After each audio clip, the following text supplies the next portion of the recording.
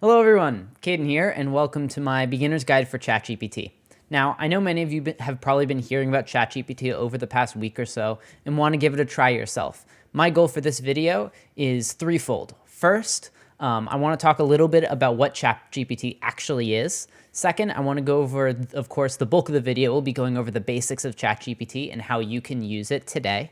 And third, I'm going to go over some of the limitations with ChatGPT at present and generally talk about its current flaws. So let's get started. So what is ChatGPT? ChatGPT is what's called a generative AI, meaning that it is creating completely original content by being trained on pre-existing content. In ChatGPT's case, it's been trained on text off of the internet. OpenAI, the company that made ChatGPT, uses the word dreaming to describe how ChatGPT works. What this means is that even if you feed ChatGPT the same prompt over and over, it'll never give the exact same answer. In a way, it's almost functioning like a brain, trying to come up with new responses, and it will never actually spit back the exact same thing. So that's just my brief description about what ChatGPT is. I might cover it more in future videos, but that's all I wanted to talk about today. So let's talk about now actually how you use it. So the basics. First, in order to use ChatGPT, you're going to go to this link right here, chat.openai.com/chat. Once you can type that into any browser, and it'll bring you to a login page where you can create your account. You can use any old Google account to log in, and once you log in and make your account, you'll be brought to this page. I should add, it's completely free, super easy, so you don't have to worry about that. Once you get to this window, this is your homepage where all the magic happens. Basically, everything you do with ChatGPT right now is going to happen on this exact page. So there are a few main components of this homepage that I'm going to go over. First, and most importantly, you have the chat box here at the bottom. This is where you'll type whatever you want to ask ChatGPT. So for instance, we could have it write a rap battle between, we can do two philosophers, between Locke and Socrates. When we hit enter, it'll start writing.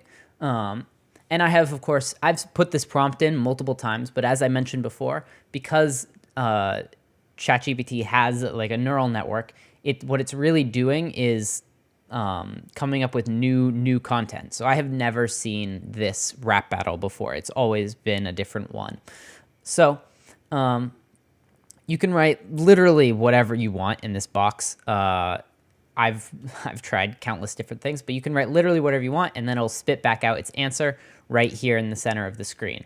You can scroll up and down and see the contents of your interaction with ChatGPT. And what you'll see is that actually what it spits out is usually pretty good. Like this is a pretty solid rap battle. And every single time I use ChatGPT, I am just surprised by the quality of the content that it spits out. So once it gives you this answer, there are a few important things to note. First, if you click this button right here, it'll bring up the edit page where you can edit your prompt. So for instance, if we didn't want to do Socrates, but instead wanted to do Plato, then we can just edit the prompt and then hit save and submit, and it will just redo it with the new prompt. So alternatively, you can actually just type in a brand new question. But here's the cool thing about ChatGPT that makes it different from a lot of the other AI chatbots out there. ChatGPT has what's called single state memory, meaning that it's going to remember everything that you have talked to it about previously in this conversation, which means you can ask follow-up questions or edit stuff that it spits out. So for instance, I could say, I'll wait for it to finish, but I could be reading this rap battle and be like, it's good, but it's a little bit tame. So I could ask it to make it more combative. And then it will start editing, and it'll be a little bit more combative this time. And I didn't have to restate the whole prompt. I could just tell it to edit what was already there. And that's because it has that memory. The other important thing is this new chat button.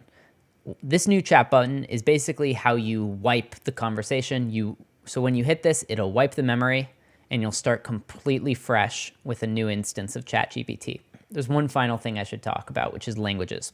So because ChatGPT is trained off of so many pieces of text off the internet, it understands basically every single language, so you can prompt it in whatever language you want. It will always default to answering in English. However, you can ask it to answer in a different language if that's what you need. So let's talk about some of the limitations now. So first, because ChatGPT only has single state memory at the moment, as soon as you refresh the thread or reload the page, as I did before, all of its memory is wiped. Now, this is both a good thing and a bad thing. It's good in that you can start with a fresh instance in case it gets stuck in a loop or whatnot, but it's bad because it means you can't have long conversations or work on long projects that would span multiple days, because at some point the memory will be wiped and you'll be left with and it'll be completely gone. It right now only has about 2,000 words worth of memory, so it's really not that much to work with. The second major limitation right now is that it's not connected to the internet.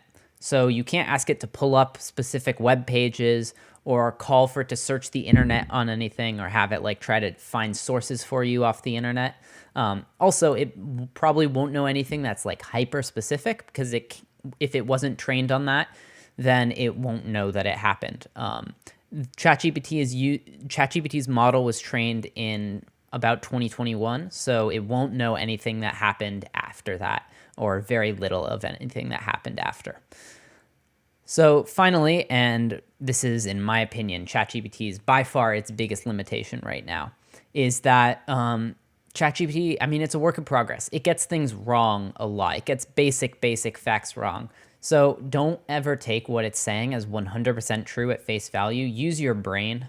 Whenever you're working with ChatGPT, it's really important to use your brain to ask whether what it's telling you makes sense. So now, before I end this video, I'm going to briefly touch on ethics, because it is very important to talk about, because ChatGPT is such a powerful tool that it presents some ethically questionable behaviors that you can engage in. So how do I put this? The most important thing whenever we're talking about ChatGPT and its ethics is transparency. Whenever you're using ChatGPT, it's very important to make it known, whether it's for your work or school, it's very important to make it known to whoever you're working with, if you're using ChatGPT, where you're using it and how you're using it. Just plenty of transparency about the ways in which you are using ChatGPT, because if you don't, that's where you can fall in some hot water about submitting work that was not written by you, is written by an AI. So transparency is just number one, the most important thing. So I highly encourage all of you to check it out and mess around a little bit. Once again, the link for those of you who wanted it was chat.openai.com/chat. Type that in, log in, and you can start messing around. Anyways, thank you all so much for watching. Tomorrow, I'm going to be releasing a video talking more specifically about how ChatGPT can be used in the academic space. So if any of you are interested in that, make sure to subscribe so you can stay up to date with all the latest AI content and the latest AI news. All right, I will see you all later. Have a good day.